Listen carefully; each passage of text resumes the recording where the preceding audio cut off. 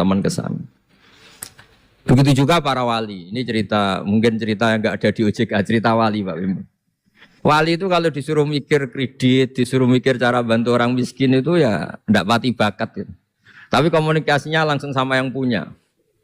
Jadi alam raya ini dengan segala variannya itu milik Allah Subhanahu wa taala. Jadi kalau Anda ingin merubah lakonnya wayang, itu enggak usah ngerayu Gatotkaca disuruh jadi Semar atau disuruh jadi Bagong, itu susah, mereka enggak mau. Pasti mempertahankan karakter masing-masing. Itu ngerayu dalangnya saja, ini lakonnya diganti gitu. Nah wali itu gitu, kalau merubah Indonesia itu ya komunikasinya sama Allah. Karena yang mengendalikan alam raya ini Allah Subhanahu wa taala. Kita tidak bisa mengendalikan pikiran orang. Sering ada orang itu, ini cerita yang ringan-ringan saja, tapi barokahnya cerita ini nanti gampang merajut persaudaraan. Bapak itu, bapak saya, Kiai Haji Nur Salim, itu paling suka itu sama orang yang agak sombong. Sombong itu ya, ketua RT sudah bangganya Masya Allah. Dia punya motor satu sudah kayak orang paling kaya di dunia. Punya istri yang sebetulnya ada cantik, ya dia ngira istrinya itu paling cantik di dunia. Dia agak ganteng yang merasa paling ganteng di dunia. Saya dulu ya iskal itu janggal. Kenapa sih kok seneng kancanan orang sombong? Ternyata orang sombong itu orang yang paling gampang syukur. Orang gampang syukur. Tapi kalau ketemu orang yang kelihatannya sopan, apa saya hanya RT, apa saya hanya di OJK, saya ada menteri saya ada presiden. Presiden merasanya presiden di negara ketiga, dunia ketiga, bukan presiden superpower. Ketemu orang-orang yang tidak pernah puas itu kesannya tawadhu, ternyata pasnya itu tidak pernah puas, tidak pernah syukur. Lah yang sombong ternyata tidak sombong, dia gampang syukur. Ketua RT aja sudah merasa kayak presiden. Hanya pegawai OJK aja sudah merasa bangga, padahal dibuat suruhan Pak Simbo. Tapi senengnya, ini nggak disuruh seragam, sudah seragam semua. Saking senengnya. Iya. Bangga banget ya? Ayo bangga banget. Jadi sama, sebetulnya kita jadi warga Indonesia, berKTP Indonesia sudah harus seneng. Tidak gampang, orang punya negara itu tidak. Coba orang-orang yang sekarang di Amerika di mana-mana itu orang Indonesia itu ya kangen rumah. Itu untuk kangen ke sini itu harus berbiaya 100 juta untuk pulang. Kita tidak usah kangen, sudah di Indonesia itu sudah luar biasa. Nah, sama-sama kerja atau saling memberi kontribusi. Saya sering punya analogi ya. Saya sering diskusi sama banyak rektor di Indonesia. Bagus mana kerja sistem modern sama sistem kiai. Kata saya ya semuanya punya plus minus. Tapi kalau saya kiai ya milih bagus kerjanya kiai. Gitu. Kalau kiai itu ngajarkan orang yang mampu nolong yang lemah. Ya sudah itu aja ajarnya. Kapan saja Anda mampu, berkesempatan mampu ya wajib menolong. Tapi kalau sistem modern itu ada jobnya. Sehingga gara-gara ada jobnya, suatu saat mungkin kalau ada orang tenggelam, wah saya ada SAR, saya ada tim SAR, gak perlu menolong. Gitu. Kalau ada orang miskin, saya ada pegawai bank, gak perlu ngasih kredit. Itu bahaya untuk bangsa ini. Sehingga dibutuhkan kerja-kerja yang ala kiai saja. Kalau ada kecelakaan di jalan, meskipun Anda tidak satlantas, ya ditolong Anda yang menangi, yang tahu. Kalau ada yang miskin, tetangga kamu Anda mampu, ya tolong saja. Tidak usah nunggu diajukan proposal, didaftarkan miskin resmi, sampai ada plakatnya, terus baru dibantu. Itu selak mati, selak kelaparan. Nah, pendidikan agama juga gitu. Misalnya semester ini mengkaji tentang sholat, misalnya di UIN atau di IAIN. Mengkaji tentang haji. Kalau di kiai enggak, Anda mau haji tinggal tanya kiai. Tapi kalau ada kuliah, nunggu semester itu, nunggu dosen itu, baru tahu bab haji. Nah kalau pertolongan itu nunggu polisi, nunggu OJK itu prosedur dulu, kadang ditanya sertifikatnya macam-macam. Nah, di sini pentingnya kerja. Jadi kalau lembaga resmi ini untuk hal-hal yang besar, yang tidak mendesak, yang mengikat. Tapi harus ada sistem sosial yang on time, yang setiap saat bisa diakses. Yaitu kebaikan masif, kebaikan yang semua orang itu merasa harus menjaga. Jadi yang menjaga kestabilan Indonesia itu semua orang, bukan polisi, bukan tentara, bukan siapa saja, termasuk departemen-departemen resmi, kepolisian, termasuk semuanya. Dengan merasa seperti itu, saling tergantung, dan yang lebih cepat ya sistem sosial tadi. Sehingga kalau sistem sosial itu ada kiai, atau ada tokoh agama lain, atau ada yang dituakan, itu relatif stabil, karena coro Jawa nak tukaran itu sungkan, kalau terlalu konflik itu sungkan. Nah sehingga dulu Ada cerita ini cerita ada seorang perempuan itu ketemu Nabi itu di jalan. Itu cara etika orang kita lah, apalagi orang Solo, orang Jogja itu kan ada etis. Ketemu di jalan dicegat.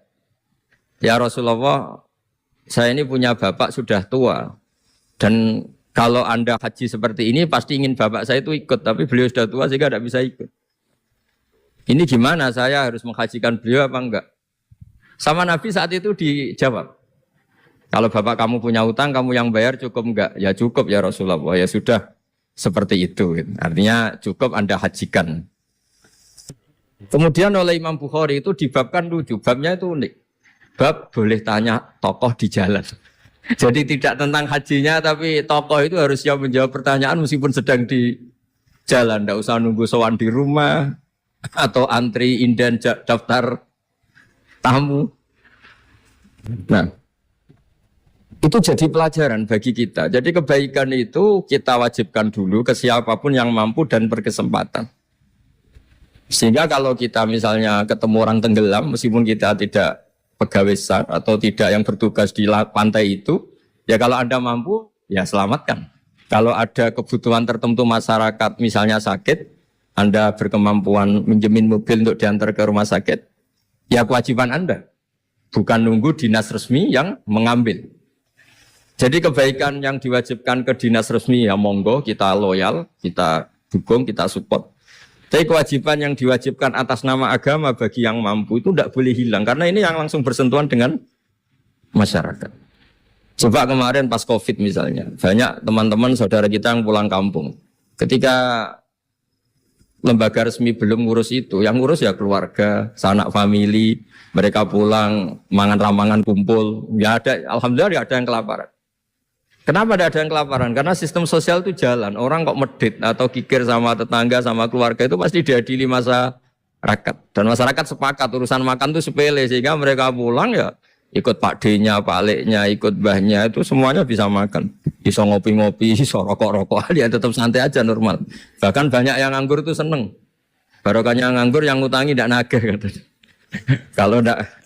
Jadi ya dianggap ringan saja hal-hal seperti itu. Khawatir saya kalau saya pernah baca kitab di karangan seorang ulama besar, Al-Hayatul Ulya, otoritas besar dalam satu sistem negara, itu harus diakui sebagai bagian dari kebaikan masif.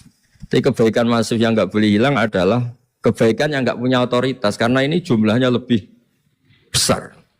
Ya tadi misalnya kecelakaan di jalan itu kan tidak bisa kebetulan ada mobil patroli atau mobilnya Satlantas atau lembaga resmi tertentu yang nangani kecelakaan. Yang nangani ya orang-orang di jalan yang menangi itu terus diantar ke rumah sakit atau ngabari keluarga. Sehingga kata Nabi, kullukum ra'in wa kullukum mas'ulun an ra'iyati. Semua kita ini menjaga kedamaian, menjaga kemakmuran, semua kita jaga sistem sosial, semua kita menjaga kebaikan. Nah dari semua itu dibikinlah di era modern lembaga-lembaga formal. Tapi jangan juga lembaga formal menghilangkan sistem fitrah manusia tadi yang fitrahnya ingin baik dan itu ada di mana-mana dan kapan saja. Dan Allah kalau menciptakan sesuatu itu pasti luar biasa. Saya sering ditanya sama orang-orang, Gus gunane Indonesia seneng cangkruk itu apa? Anggap aja itu tim SAR paling on time katanya. Itu kalau ada orang bingung, yang ditanya pertama yang orang-orang nganggur di pertigaan gitu. Ini rumahnya mana? Kalau ada orang bingung yang nanya itu. Kalau ada orang kecelakaan yang nolong ya. Artinya sistem sosial yang sudah ada itu nggak boleh diambil alih lembaga.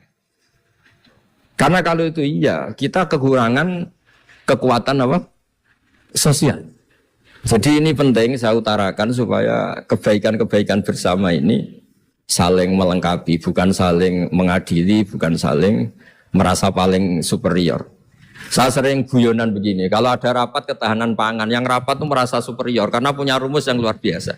Tapi apa artinya rumus itu kalau petani nggak mau nanam padi? Petani itu tidak usah rapat, tapi nanam padi itu otomatis jaga ketahanan apa? Pangan. Sistem sosial juga sama, di kampung itu kalau ada orang jahat atau sinis, itu pasti nggak punya teman. Wong Gus Yasin ini rawuh. Ini alhamdulillah Gus Yasin rawuh. Mas, Biar jajar Pak Ketua, dia di situ ada. Oh mau di tengah. Terus, jangan tetap di ada. Itu.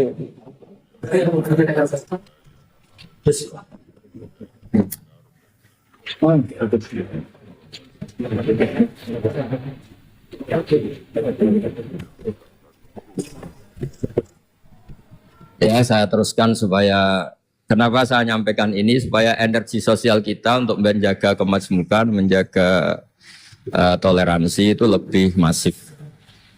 Di beberapa daerah itu ya banyak masjid jejer gereja di Tuban, di Jakarta. Dan ketika buktinya nggak ada apa-apa, yaitu simbol perdamaian. Di beberapa daerah ya banyak orang Islam, bosnya itu non-Muslim.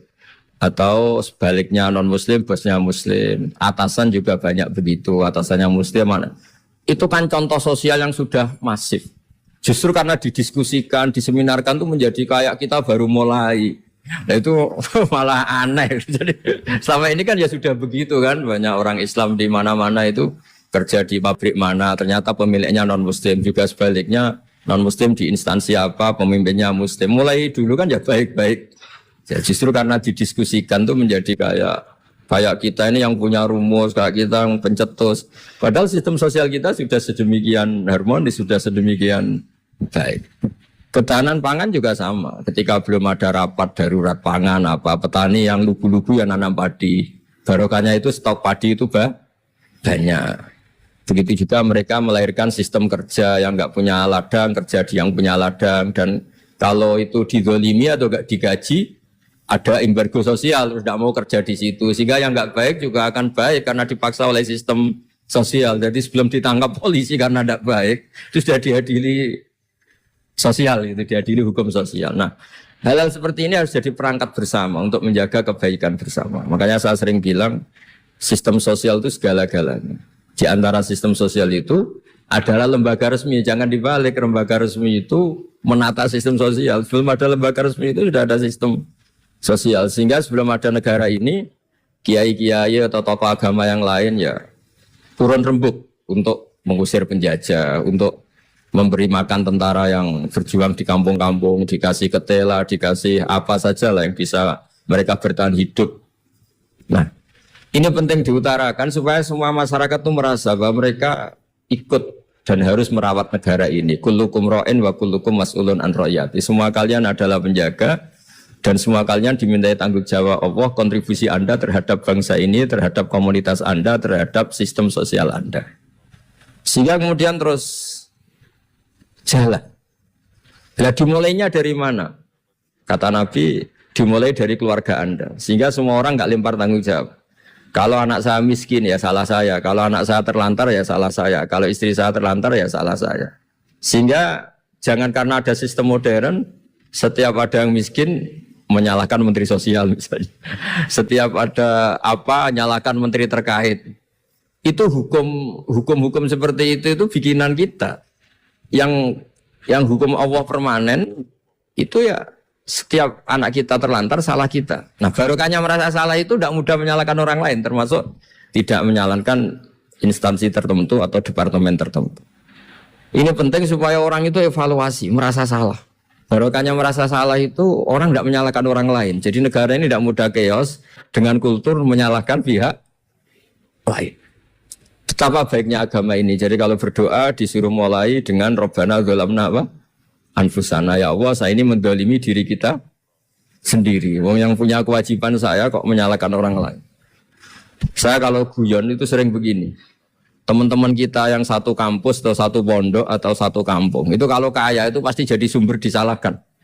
Misalnya Anda punya teman yang dulu sama-sama miskin, tahu-tahu jadi bupati atau gubernur. Terus itu tarif utang kamu ya dinaikkan. Dulu zaman sama-sama miskin paling pinjam uang hanya 10.000. Gara-gara jadi bupati atau gubernur BI misalnya atau ketua OJK, utangnya dinaikkan bukan sesuai Anda tapi sesuai jabatan teman kamu. Masa punya teman gubernur kita utang 100.000, pantasnya ya utang modal 100 juta. Dan kalau nggak ngutangin, wah katanya teman dekat ternyata nggak mau dipinjemin. Jadi punya kultur menyalahkan orang lain. Dia SDM-nya hanya ketua RT gara-gara punya teman gubernur atau presiden atau apa. Inginnya ya lebih tinggi lagi. Jadi bukan berdasar kapasitas dia tapi kapasitas temannya. Itu juga bagian dari kesalahan yang kita ciptakan. Sehingga agama mengatur orang itu tidak boleh melebihi batas SDM-nya. Orang itu tidak boleh melebihi batas apa? SDM-nya. Kadang-kadang kita sama ketika anak kita terlantar, bilang di Pak D Sugih ya ora nyafaati, punya Pak D kaya juga tidak memberi syafaat, punya teman kaya tidak beri. Jadi tidak menyalahkan dirinya, tapi menyalahkan teman atau keluarganya yang kaya. Itu juga awal bencana kemajmukan. Jadi kebanyakan nuntut. Makanya Nabi berkali-kali ngendikan ketika kamu di zaman akhir wa alika bi khosayati nafsik wa da'anka amral amah. Kalau sudah ada badai apa saja, badai ekonomi, badai sosial, atau badai apa saja. Urusi diri kamu sendiri itu bukan Nabi menanamkan egois itu enggak, justru menanamkan kebersamaan. Barokahnya orang itu sibuk ngurus keluarganya sendiri itu enggak kepikiran nyalakan orang lain. Jadi orang kadang salah tafsir itu justru seakan-akan kita diajarin untuk egois itu enggak. Berkahnya ngurus diri sendiri, ketika kita sudah terurus tidak membebani sama orang lain, dan berkahnya ngurus diri sendiri juga tidak gampang mengkomplain orang lain karena kita merasa punya kewajiban sendiri. Tapi kalau kita ini terlalu modern, orang nggak punya uang, ini tanggung jawab Menteri Keuangan, kalau miskin tanggung jawab Menteri Sosial, kalau ada jalan rusak tanggung jawab PU. Oke, secara hukum kenegaraan misalnya mereka berkewajiban tugas itu, tapi kalau itu untuk alasan menyalahkan, semangat kita menyalahkan. Dan agama itu tidak mengajari seperti itu. Agama itu mengajari Rabbana dzulamna apa? Anfusana, ya Allah, saya ini merasa mendolimi diri sendiri. Nah dengan seperti itu enak cara hukum sosial kayak tadi. Ketika Allah menciptakan orang tidak suka kita kadang ya Allah salah saya apa kok sampai orang tidak cocok saya. Kamu lupa Allah mendesain orang tidak cocok kamu supaya ada utang kamu, tidak ganggu kamu, barokahnya tidak cocok itu tidak minta uang kamu. Nah itu yang saya ingin ditiru.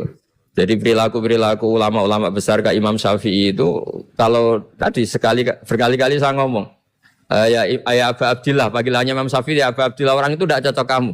Ya baguslah dia merdekakan saya, dia tidak akan pinjam uang saya, tidak pinjam mobil saya, tidak akan ganggu saya, tidak cocok. Kalau dia hajatan juga tidak ngundang kamu, jadi tidak cocok itu ya barokahnya ya banyak. Nah kenapa banyak kiai tidak dimintai rembukan masyarakat padahal dituakan? Karena kalau semuanya minta rembukan kiai itu disarankan mondok semua. Padahal barokahnya negara ini ya ada yang kuliah, ada yang jadi polisi, ada yang jadi tentara. Kalau rembukan semua sama kiai disarankan mondok semua. Nanti yang jadi polisi siapa, yang jadi dokter siapa. Nah barokahnya kadang-kadang kiai ditinggalkan nggak diajak rembukan itu ya varian-varian profesi itu banyak. Kiainya juga ada harus tersinggung. Ini katanya nuakan saya apa-apa diputuskan sendiri, ada usah seperti itu ya biasa aja. Jadi kemajmukan, menjaga kemajmukan itu dimulai dari semua orang merasa berkewajiban menjaga perdamaian ini, menjaga keharmonisan ini. Tentu dimulai dari merasa wajib pada dirinya. Ini penting supaya tidak ingin menyalahkan orang lain atau terbersit menyalahkan orang. Terus kedua, bahagia dengan dirinya tadi. Misalnya orang yang paling miskin di Indonesia, itu ternyata tadi saya utarakan, saya punya kitab-kitab tasawuf banyak. Itu lucu-lucu dan jadi gampang hidup. Misalnya dia miskin makan satu piring kenyang. Kenapa saya harus korupsi? Kenapa saya harus mencuri? Wong makan satu piring juga sudah apa? Kenyang.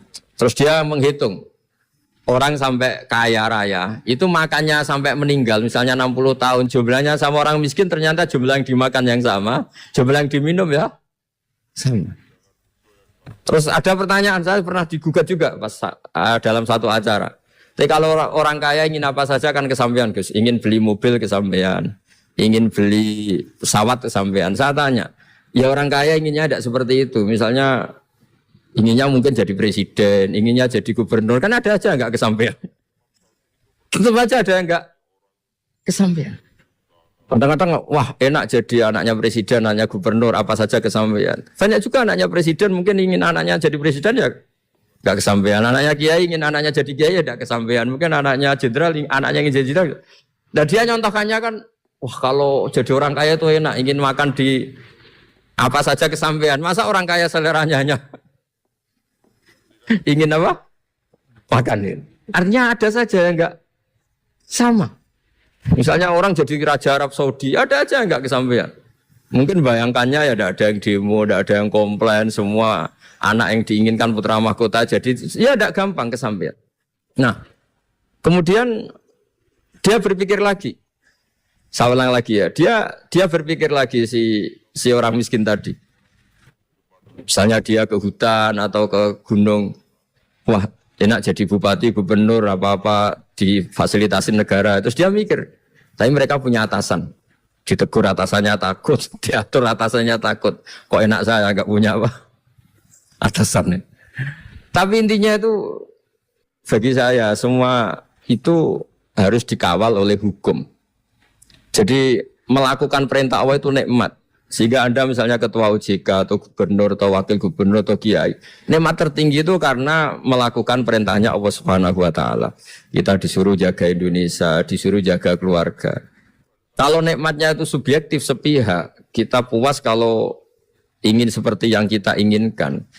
Itu enggak akan ada puasnya karena nafsu kita itu kalau guyonan orang-orang tasawuf, kamu dikasih dunia seisinya dan lipatannya, tamak kamu atau keinginan kamu itu tidak akan tercapaikan, tidak akan terpuaskan.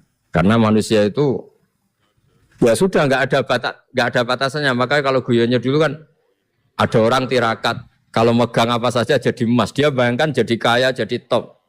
Ternyata pertama dia megang saka rumahnya, tiang rumahnya jadi emas. Habis itu megang apa lagi jadi emas. Lama-lama megang nasi jadi emas, megang minum jadi emas. Akhirnya dia nggak bisa makan karena dia ingin semua yang dipegang jadi emas. Pas kecapean megang-megang, dia ingin makan, yang dipegang juga jadi emas. Ya akhirnya kan jadi bingung gitu, karena nggak kesampaian kan, dia kesampaiannya jadi emas, ternyata kebutuhan dasar dia ingin makan malah nggak kesampaian karena yang dimegang jadi emas. Jadi itu kan contoh. Sejahtera juga sama. Anda bayangkan misalnya kalau punya mobil, punya uang tabungan, punya apa, semuanya kesampaian enak itu. Semua yang kamu inginkan kesampaian itu enak. Ukuran enak dengan banyak bergantung dengan tidak banyak bergantung itu ilmiah mana? Misalnya gini, saya ini bahagia cukup dengan makan satu piring. Anda bahagia nunggu punya Alphard, punya uang 1 miliar. Lu menggantungkan kebahagiaan dengan banyak sesuatu yang Anda belum miliki itu sudah satu kebodohan kalau orang tasawuf. Cek repot ya, tapi bahagia kok kakean syarat ya. Makanya saya sering bilang, kalau saya berkali-kali cerita ada orang perempuan datang ke saya, Gus saya ingin kaya. Kebetulan orangnya itu jelek. Saya bilang, kalau kaya yang repot kamu. Kenapa Gus? Setelah suami kamu kaya, sekarang suami kamu kan miskin. Pertama yang dievaluasi apa? Ganti rumah, ganti mobil. Lama-lama ganti Anda, kata saya. Karena setelah rumahnya bagus, mobilnya bagus, yang dievaluasi pasti Anda, katanya. Wah, kalau gitu miskin aja Gus. Iya kan? Sudah rumah bagus, mobil bagus, ternyata istrinya. Nanti kalau suami kamu kaya, yang dievaluasi tidak hanya mobil dan rumah, tapi Anda, katanya. Jadi ya guyon, tapi supaya kita ini bahagia dengan diri kita apa? Sendiri. Jadi saya mohon semohon-mohonnya semua yang mendengar ngaji ini bahwa agama ini mengajarkan wa'alika bi khossati nafsik. Urus diri kamu sendiri itu bukan mengajari egois, itu bukan.